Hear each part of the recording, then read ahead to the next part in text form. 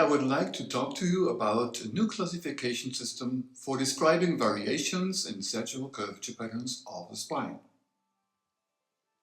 The human spine is a complex dynamic structure that plays a central role in upright posture, movement and stability. In particular, the lateral view shows the characteristic physiological curvatures, cervical lordosis, thoracic kyphosis, lumbar lordosis and sacral kyphosis, whose severity and patterns vary from person to person. Understanding these curvature patterns is essential for diagnosing, treating and comprehending numerous orthopedic and neurological diseases and functional disorders.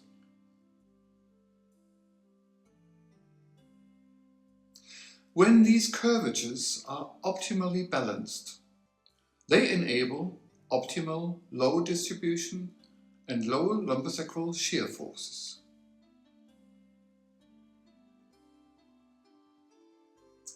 However, deviations in their severity or phase shifts of the curvatures can be physiological or pathological, as in the case of loss of lumbar lordosis, and often are associated with back pain, poor posture, degenerative diseases or age-related changes.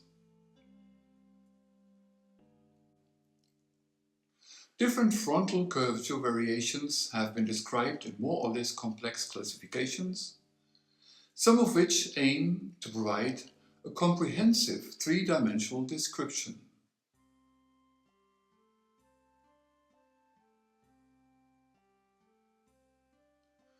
Regarding sagittal curvature variations, only descriptions focusing on individual spinal sections or the location of pathological changes such as kyphosis and scoliosis exist. While there is a biomechanical analysis of sagittal spinal parameters, the shape and balance of the cervical spine are largely ignored in descriptions of overall spinal balance, even though they clearly correlate with overall sagittal balance. Loic et al., however, consider the sagittal parameters of the cervical spine. They propose the odontoid hip axis as a possible description of the global sagittal balance between C2 and the hip joint, among other things. Sagittal spinopelvic parameters such as pelvic incidence PI, pelvic tilt PT, and sacral slope SS are generally considered helpful for both prognosis and surgical planning. However, despite identical spinopelvic parameters, there may be a certain degree of variations in global sagittal balance.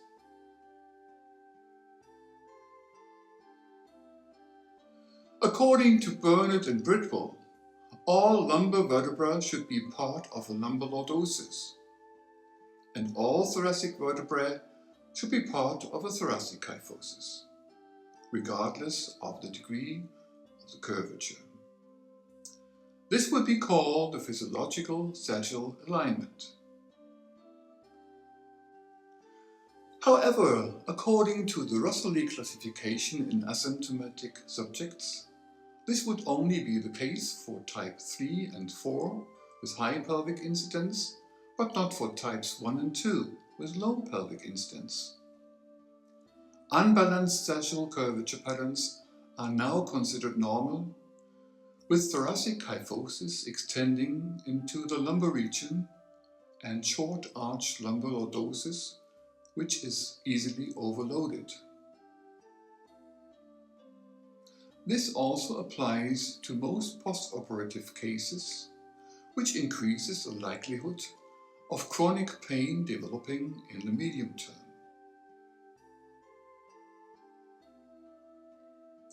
It is important to note that the centers of rotation differ between the thoracic and lumbar spine. In cases of a flat back or inverted sagittal profile, such as with pronounced double major scoliosis, the axis of rotation at the apex shifts in accordance with altered loads. This inhibits the physiological segmental range of motion.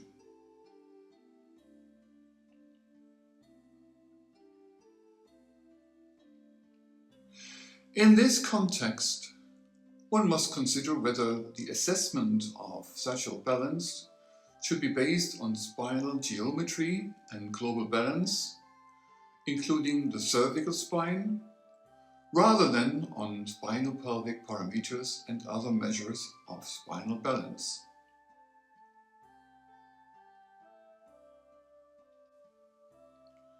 A new classification model that includes recently described geometrical variations in pronounced scoliosis and enables a rough classification of sagittal curvature patterns is proposed in the following.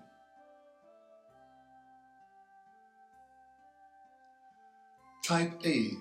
This is an anteverted balanced double S pattern. The characteristics are: all physiological curvatures are pronounced and balanced. The transitions between these sections are smooth and harmonious. All lumbar vertebrae are part of a lumbar lordosis with an apex at L1 level. Type B. Harmoniously balanced double S pattern. Characteristics are: all physiological curvatures are pronounced and balanced. The transitions between sections are smooth and harmonious. All lumbar vertebrae are part of a lumbar lordosis with its apex at the L2 or L3 level. All thoracic vertebrae are part of a thoracic kyphosis. As can be seen, patients with sagittal type A and type B patterns can smile, as they do not have to expect chronic pain due to their pattern. Type C. Retroverted pattern. The characteristics are: the thoracic kyphosis is elongated and extends into the upper lumbar spine.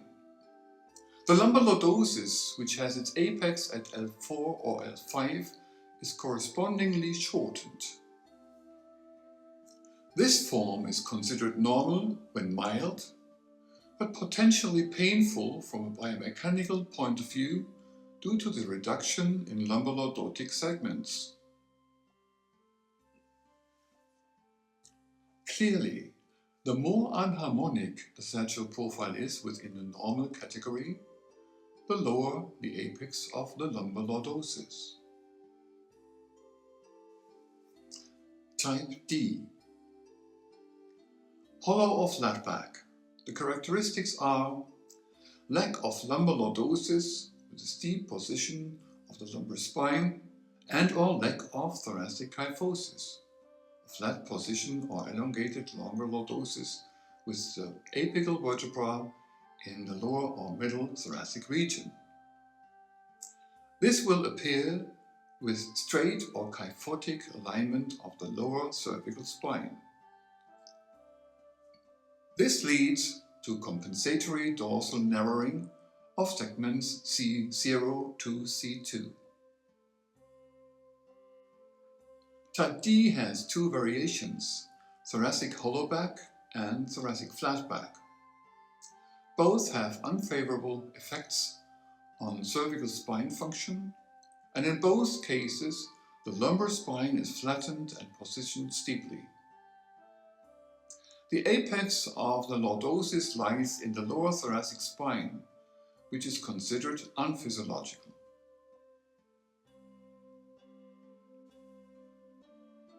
Type E. Inverted pattern. The characteristics are a lumbar or thoracolumbar kyphosis combined with a thoracic lordosis and a kyphotic alignment of the cervical spine.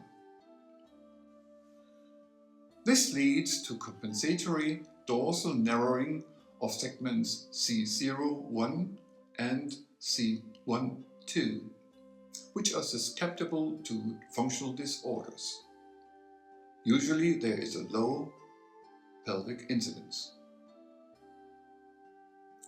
The problem here is that the axis of rotation at the apex shifts in accordance with altered loads, which inhibits the physiological segmental range of motion in the thoracic as well as in the lumbar spine. This new geometrical classification of sagittal curvature patterns of the spine in lateral view offers a structured and comprehensive way of recording individual variations. It can serve as a practical tool for diagnostics, therapy and research, contributing to the early detection and individualized treatment of back pain and poor posture. By integrating quantitative and qualitative criteria and considering global curvature patterns, this classification creates a new basis for a holistic view of the spine in clinical practice and science, including functional aspects. However, because the basis of this classification is still empirical, it requires verification, correction, and validation to be used as a standard tool in clinical practice. Hope you liked it.